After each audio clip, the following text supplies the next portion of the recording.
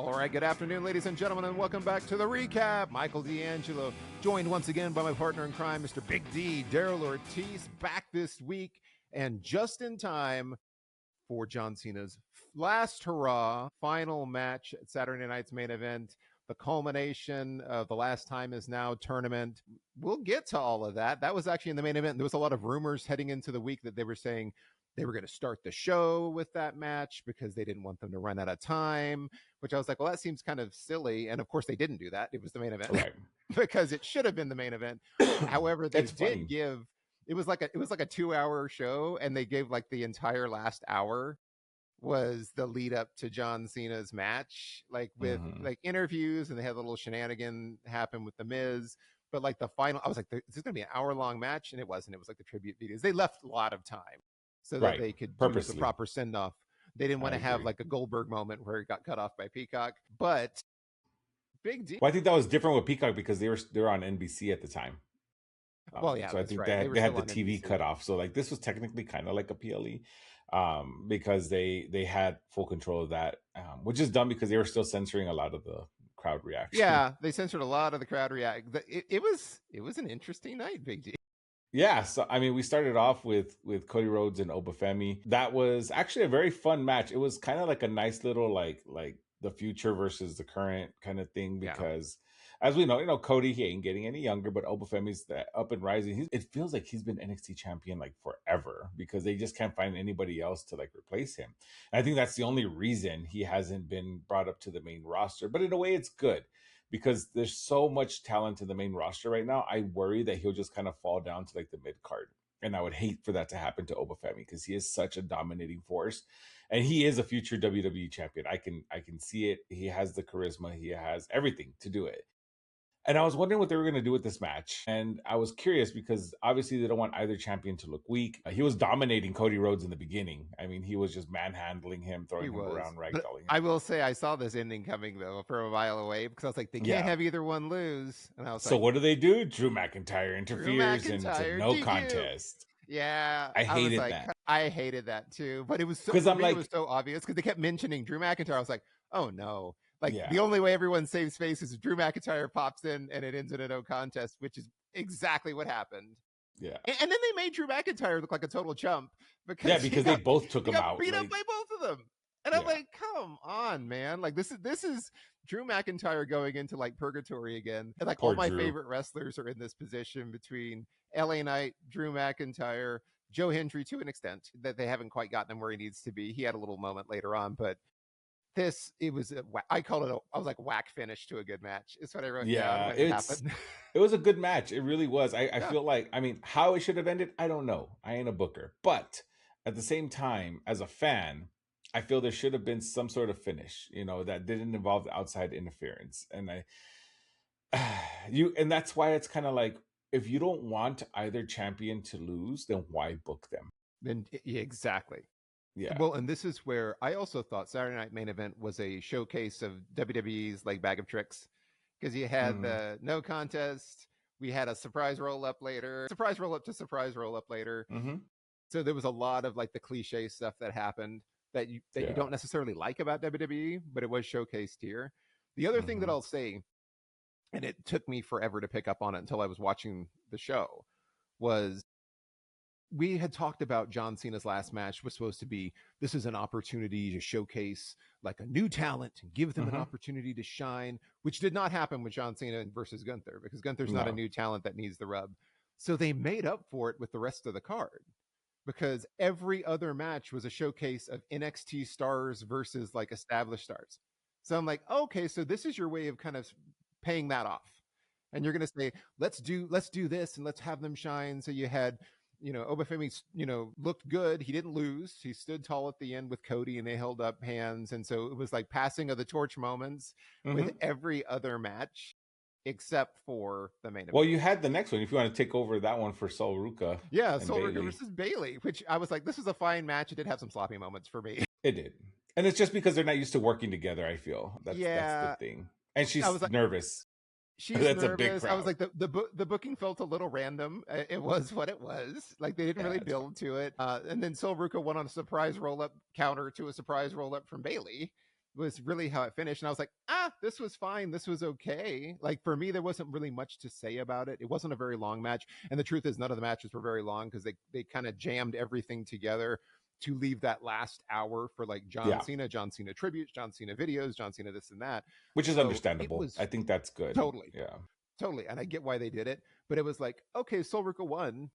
Cool. This doesn't do anything for Bayley. Sol Ruca had already been kind of dabbling on the main roster. You've seen her pop up and do other matches here and there Right. on Raw and SmackDown. So it was like, okay, it was fine, but it was just like I don't know if it was necessary for Sol Ruca to beat Bayley. This really was just done again though as a showcase on a larger stage in front of a larger audience. Yeah.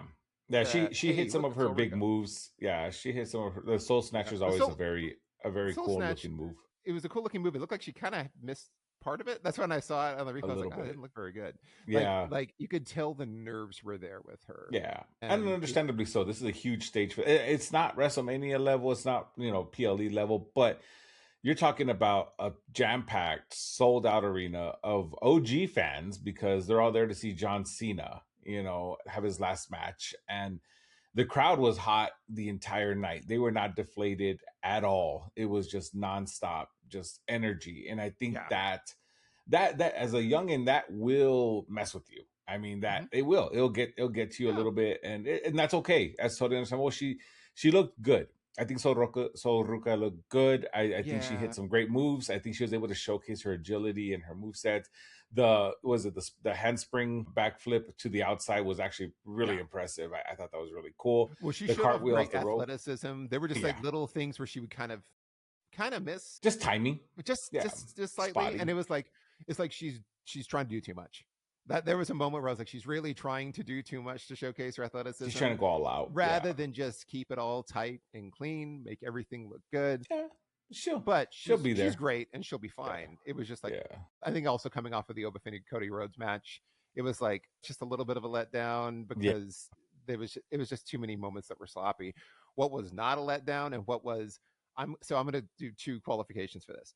This was the best match of the night Hmm. beyond the John Cena Gunther one. John Cena was like the best event of the like Yeah. it's John Cena It's Gunther its was own. match of the night. It's its Yeah, own thing. It's yeah. its own thing. Agreed. Javon Evans and Leon Slater versus AJ Styles and Dragon Lee was dynamite from start to finish.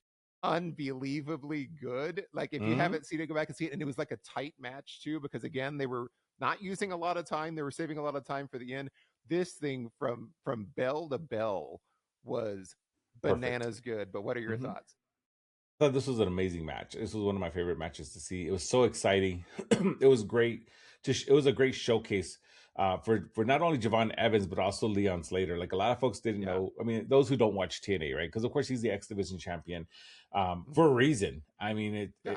they did so well together, and I think this was a great showcase for the younger talent that's up and coming. And who better than against Yeah. AJ Styles, right? And then Dragon Yeah. Lee's kind of been taken under AJ Styles' wing. Dragon Lee, we've seen him get even better than what he already was, which I'm so thankful that they're showcasing Dragon Lee because I've always been a big fan of Dragon Lee. Yeah. But yeah, this was like a great match. Everything about it. Leon Slater's, what is it, the Swanton 450? Yeah. I The thought Swan yeah, 450 is nuts. It's that is an absolutely insane move. nuts. I, It's I don't think you insane. have to He really needs to get all understand the the mileage out of athleticism. it. Yeah, Yes, get all the mileage out of it now. yeah, Like in 10 because years, he will not be able to do that. the athleticism required to pull that move off. Holy crap! Like that is twice, not just once, twice. He went at it twice, which was great. Only minor complaint note and note. I should not even complaint note. I saw AJ Styles slipped on the phenomenal forearm. I think the match is supposed to end on a phenomenal forearm, and it looks like he slipped and almost hurt himself. Thank God he didn't, because he fell down. He went down pretty ugly looking, and then right away you could tell again the veteran knowledge of AJ Styles to just kind of call the match on the fly from what it looks like into a different finish. And Yeah. they were able to get it, and he ended up hitting the Styles Clash and off of the counter from the splash that Slater was doing. Yeah. It was a good call to just it didn't look, to the untrained eye, it was just like, okay, this was supposed to finish this way. I think it was supposed to end with a phenomenal forearm, and that was going to be the end of the match. But Probably. But at the same But time, ropes was probably slippery. There's a lot. AJ never misses that move, so there had to have been something going on with those ropes for him to slip like that. But thank God he's well, and okay. the match was so high paced the whole time. And so, here's the thing you got to also say: AJ Styles is 48 years old. He's the same age as Hell John yeah, Cena. He's yeah, the same age as John Cena, and he's in there running around with like a couple of 21. I'm not sure how old Dragon Lee is, but he's young, yeah, and a couple of 21-year-olds in Evans and Slater. So that dude kept up, and it's and like holding his own. Hell yeah, holding his own. Like it, the whole thing was great. Like I said, this was match of the night. And then at the end, hell yeah. Michael Cole mentions, between Femi, Slater, and Evans, the future looks bright. And it was like, okay, that was your way of putting the stamp on. We did put over some young talent tonight before we get into the main event Check that that we had box. promised. Checkmate, just for everyone that's watching. Great match though. Go back and watch it if you haven't seen it. I And then loved we it. had the main event. Well, before the main event, we got an interruption from The Miz in his ring gear, so you knew something was going to happen, where he was demanding respect. And then R-Truth ran down, made some ball jokes, and then said, when The Miz did the little switcheroo with the ball and was like, here's the person that you stole the opportunity from. He opened it up and he read it off, and it said Joe Hendry, and Joe Hendry appeared at ringside. And then they basically just beat up The Miz, and they did a five knuckle shuffle, and that was it. He pinned him even though there was no match. It was kind Yeah. of strange. They didn't ring the bell. Fun little moment. I like the fact that, again, this was the continuation of let's showcase the future talent as we see Mm-hmm. it. So you had a little Joe Hendry cameo here, but that was a fun little moment before we got into the actual Yeah, match. and I think it's because we got news that Joe Hendry's been signed with WWE, and it's been a while since he's been signed with WWE. We just haven't seen him yet, and I think they've been trying to find a spot for him. And maybe this is the feud that kicks off his career. It looks like Well, he might yeah. bypass NXT and go to Well, the. and Cole announced him though as NXT's Joe Hendry. Oh, Joe he said Hendry. NXT. I missed that He part. said That was my he fault. said Yeah, he said NXT's Joe Hendry, and the first thing I thought was, man, don't leave him down at NXT. Like it's almost like well, WWE does this to be like, we want to develop him. It's like he's already well, I over. think I see it more as like holding him before, because right now he's just gonna fall lower in the card. But this Yeah, maybe he'd be the one to take the title off Obafemi. maybe. But I was like, I just really wish it's almost like they feel like they need to do this to be like, hey, look, we made this person, and it's Mhm. like they were on NXT, and it's like Hendry's ready for the main roster at this Yeah. point. It's like just get him on Raw or SmackDown. But it sounds like when the way that Cole announced him, I was like, okay, he's going to do an NXT run first. Hopefully not for too long, and then we'll get to see Yeah. him on the main roster. But then we got the main event for real: John Cena and Gunther. Obviously, the kind of the delayed gigantic ovation where they really teased John Cena. It's his last time out. And then he comes down, and you had all the superstars that were ringside. It was cool to see Rob Van Dam there. It was cool to see Kurt Kurt Angle. Angle there. Elias was Michelle there too. Elias was there. Kevin Owens, Michelle McCool, Trish Stratus, Sami Haku was Zayn. there, or who was? I want Haku to say was there. Haku was there. Haku Yeah, was there. Haku gave him a hug. So that was like a little. It was interesting. He gave a big hug to Kevin Owens. This one, I felt for me was more about the implications than it was about the actual match, because it's John Cena's final match. And so I'd like to hear from you first as we went through the actual match. What were your thoughts and feelings on how this played out? So I feel like okay, I'll talk about the match itself, not the Yeah, finish, because I have a yeah, strong opinion about the finish. But yeah, me too. the match itself, I think, was good for Cena Mhm. because it let him be Super Cena one more time, kicking out of multiple finishers, getting up from sleepers, and all that good stuff. I think He that, he did the 5 moves of doom, like, really early too. Like, yeah, it he was like, did. "Okay, you're gonna do the 5 moves of doom. You're doing the greatest Yeah. hits of Yeah. Cena." And not everybody else, because 'cause he's been doing that on the tour where he does, like, everybody else's finishers and stuff like that. Right. This was, like, pure Cena, which It was was cool. all John Cena. It was all his move set. It was everything about him, and I thought that was great. And that's the thing. Like, even though we knew, and I was actually explaining this to my wife, because she was saying, don't you know that do you know like how it's gonna end? I'm like, yeah, Cena's gonna lose, and she's like, well, Yeah, how do you know yeah. that? I was like, well, that's tradition. And as odd as it sounds, in the Yes, that wrestling is business, tradition. tradition is you go out looking up at the lights, putting over the next man up. Yeah, And this that's was what you do. that's just how it works. And those that don't do it, that's why there's a whole ordeal with Bret Hart and all that stuff. But that's a whole different show. We'll talk about that Yeah. another day. Well, I and the fans seem to be furious about this. And of course, that you saw when Triple H came out afterwards, they booed and mhm. booed and booed and booed, and they were like, "You effed up," and they were cursing at him. And I was thinking, guys, Goldberg lost his last match. Ric Taker Flair, lost. and when it was supposed to be his last match against HBK, took the loss. Kurt Angle lost his last match. That's what you're supposed. Not everyone does it, but that's what you're supposed to do. That's a very, Mm-hmm. very traditional thing. And Mm-hmm. you know that John Cena's got veto power. Nobody How the made him. Dudleys did it with the Yeah, Hardys. it's like John Cena, and John Cena could say, "Hey, I'm not losing." He could have vetoed it. John Cena, you know, is a purist, and he wanted to say, "I'm going to put over Gunther." So I'm sure it was John's idea too. Right. And So, so I think yeah, we knew this. So knowing this, I love that he still put up the fight that he did. He did it the way the match was written was very well done, I feel. yeah, I feel yeah. it was good. He hit all his move sets, he hit everything about him. Gunther again looked strong as a heel. You know, he was getting a lot of heat. He was hitting all his moves. He was really trying to put John away, but being the wrestling purist that he is, right? So I think this was great. It made Gunther look good. John Cena looked great as well. He got the "You Still Got It" chance. He got like all the different things, right? And for it to end the way it did really bothered me only because John Cena's face when he tapped. Because it's so dumb. John Cena's gimmick has always been never give up. And I feel like, and maybe it was unintentional, but like his facial expression before he tapped, he no-sold the sleeper, Yeah. and he kind of gave And he this look smiled. like he smiled, and he was like, you know, I have to do this, and he just like tapped out. Yeah, and And it's like a little baby it was tap. just like it was a baby tap, just like all right, dude, like let's just finish this. And it raises question. I think that's why the crowd booed as heavy as they did. I Yeah. think had he would have passed out instead, that would have Agreed. been a better finish because he didn't give up. You know what I mean? I think that would have been a better finish.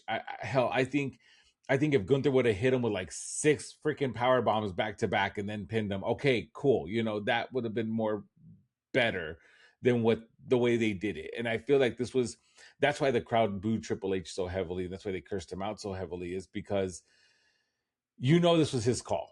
And he told John, like, hey, I want you to tap out. And John's like, really? He's like, just let me pass out. Who knows, right? We'll find. I'm sure there's a documentary Yeah, somewhere I'm because there was sure. film Yeah, crew we'll hear somewhere. something But about this later. Yeah. It's just so annoying the way they did it. And you could tell it was not the appropriate finish for John, because immediately after it happened, the arena fell silent. You could hear a pin drop. It was so quiet. The music was, for the first time in a long time, you can hear the music clear as day because there's no crowd noise at all. Yeah. Like, it was just silent. And everyone's just kind of like, and he kind of really? rolled up to his knees, and he just stood up and said, "That's all I got. That's all I got left, guys." That's all he said. He's like, "That's all I got Yeah. left. Thank you. That's all I got left." And he Still, kind of tapped his chest. I think that was him trying to save face with the crowd. But the crowd wasn't mad at you, John. We were not mad at you. No, we're mad not at the all. way it was booked. Like, that was just not the way it And it's funny, gone. you and I had the exact same feeling, because when I wrote down when it happened, I was like, he should have passed out so that he never gave up. And it was silly. It was like, it seemed more like two guys rolling in jujitsu practice, and he got him in his submission. It's like, little tap, up, gotcha. Got it, because it was like cool, you got fighting, me. All he right, wasn't struggling. Yeah, it was kind of like, we're not trying to hurt each other. Tap, and it completely broke the illusion for me of they're fighting, they're struggling, this and that. It was like this kind of pullback of the curtain during the match, because you could see he was totally fine, and he was smiling, and he was like, because he was selling it for a while, and then he just like stopped, and yeah, stopped selling it. And it wasn't, and he was just like, all right. And it was, so I think that for me was like, oh man, that just such a flat ending to a match that was really good and really solid. And it was a good match for what it was a strong match, and it was a good end for, and we all knew he was going to lose. We all knew. And I think it was a great match. Up until that point, it was a great match to retire on. I think you could see John Cena say it in the thing. He's like, it was a hell of a match. Yeah, it was. Like, it was a great match. It was a great retirement match. It's just the way you were made to lose was just. So think of it as like, and I think of the comparison to, because people say, oh well, no, it was good cinema, he tapped out and he never taps. I was like, no, it wasn't. Like, like the concept is good cinema. It's not good cinema when you see the way that they did it. Yeah, for him to no sell it and then tap, like that's and then because he didn't agree with it. And John's such a wrestling purist. I think John is such a traditional guy and has a heavy respect for the business. For him to no sell it like that, something must have bothered him about it, I feel. And compare it to like the finish of HBK versus Ric Flair, where it was like super dramatic. And then Ric Flair stands up and he's calling him in. And he's and telling he's him, all do beat it. up. And he's Like, let's calling him in, finish and he it. says, "I'm sorry, I love you," and then he super kicks him, and then it's over. That's cinema. That's Yes. absolutely fantastic. It was dramatic. It was completely in character with what was going on. It felt genuine and it felt authentic and it felt emotional. This just felt like, all right, buddy, we're done. That's why I hated the way that it finished. Match Mhm. itself was really good. And Yeah. this isn't John Cena's fault. It was not booked very well. And the crowd was not happy as Triple H and Stephanie heard an earful when they did their dramatic walkout for the kind of, we're all going to say goodbye to John Cena. Triple H was like smiling as they booed him when he was like talking to Cena a little bit too. So I think I don't know He that knew. Triple H even cares.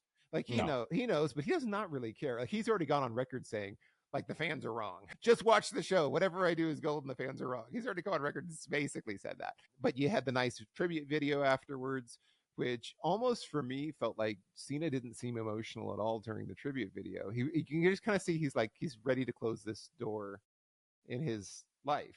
I think he was still a little.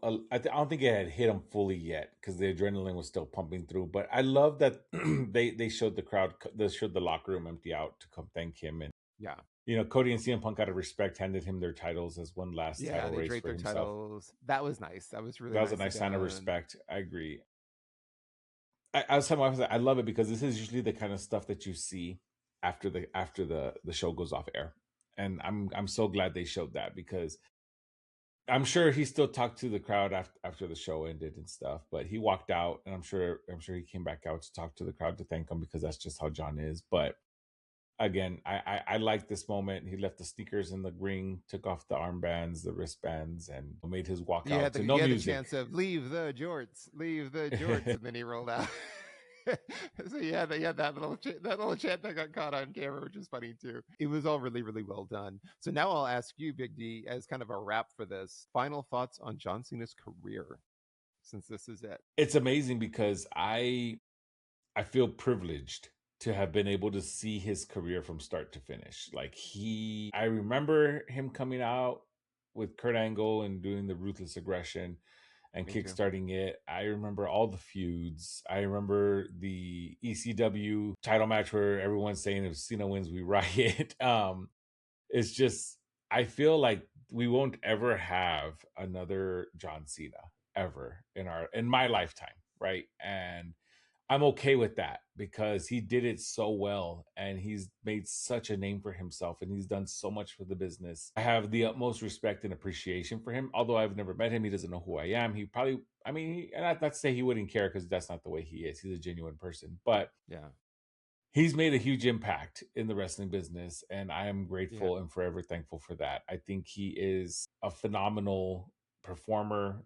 He transitioned to acting seamlessly just because of how fluid he is. And I think it speaks volume of him and of his character. Like everyone that's met him, that's worked with him, has said how much he's helped them and how quick he is to share feedback and help. And what made me truly, because, and it's funny because I used to hate John Cena because of the whole Super Cena thing. I hated him.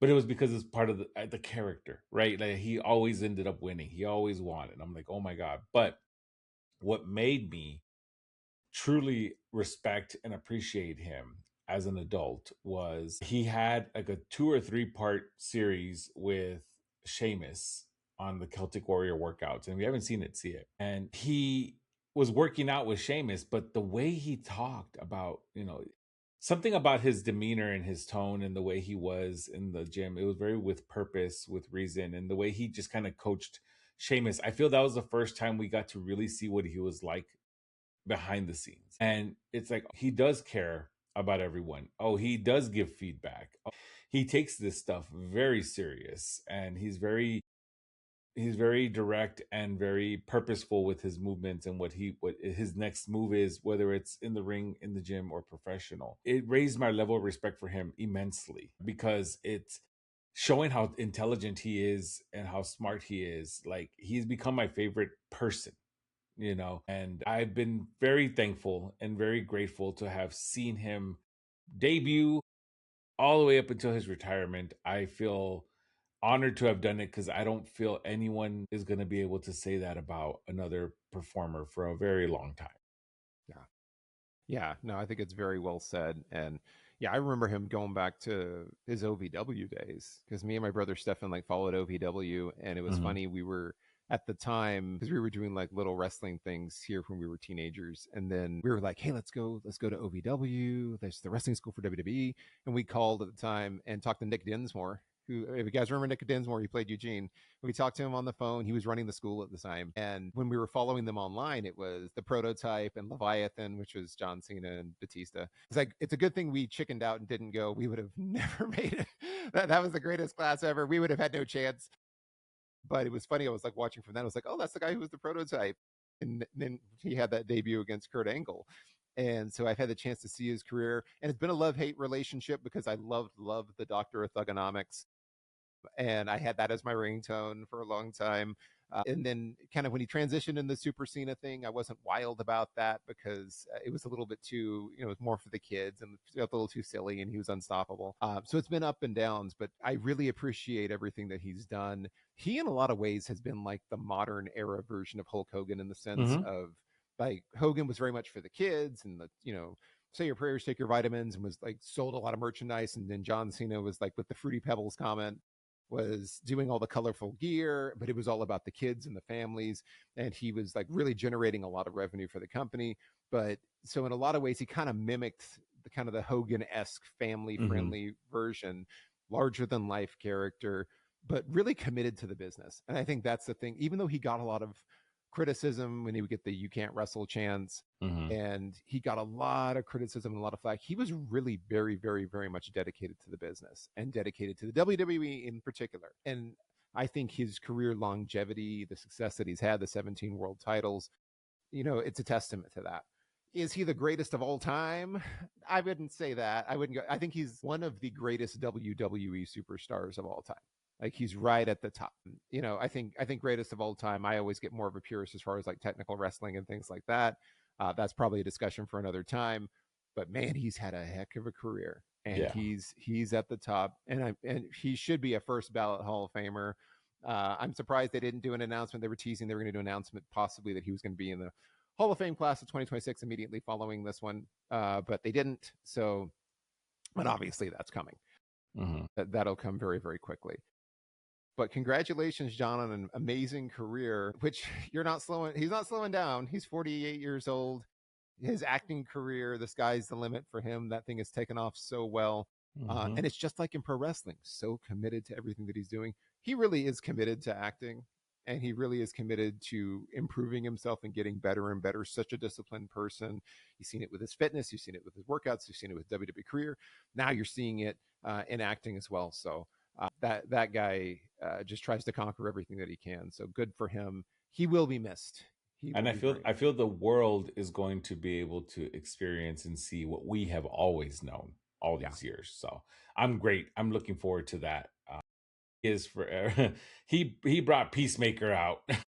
He is Peacemaker. So I freaking love it. Like, yeah. And he'll forever be immortalized in my favorite WrestleMania spectacle of all time, which was the Firefly Funhouse match with him and Bray Yes, that Wyatt. is my all-time So favorite. It is he will always be tied to mm, that match and tied to Bray Wyatt's legacy as well. exactly. And with that, that was Saturday night's main event, everybody. Next up is Royal Rumble, I think. Is Royal Rumble from Riyadh, is what I keep hearing, is like the next big event. I think there's a Saturday night's main event that's coming up before that Hmm. in January, but that's the next big event. So imagine Raw and SmackDown now. We're going to start kind of ramping up to people declaring for the Rumble, and then we'll see how that goes. But that's what we got for this week, everybody. Don't forget to like, share, and subscribe. Leave your comments, whether you agree with us, disagree with us, or don't. Just throw it out there. Say whatever you Hell, want. share your We're still favorite getting John Cena moment. there you go. Share your favorite John Cena moment. We're still getting comments on that Bullet Club video from like a year ago. Which one? The one where we said the Bullet Club might come back to WWE. Like, Oh my here's the reason. god. It was like a year ago, more than Yeah, that that. was a long time We ago. got a comment like 2 days ago, but that'll never happen. I was like, guy, this Well, is like that's okay with an me. old video. It might Fantasy never booking. happen. Fantasy booking, but I'm like, that's the one that people keep coming back to and commenting That's all on. right. And I was Keep like, commenting. I'm cool. it just keep commenting on the Bullet Club one. It'll stay relevant in perpetuity. But that's what we got this week, everybody, and we'll see you next week. So I've been Michael D'Angelo. He's been Big D Daryl Ortiz. Have a wonderful week, everyone, and we'll see you soon.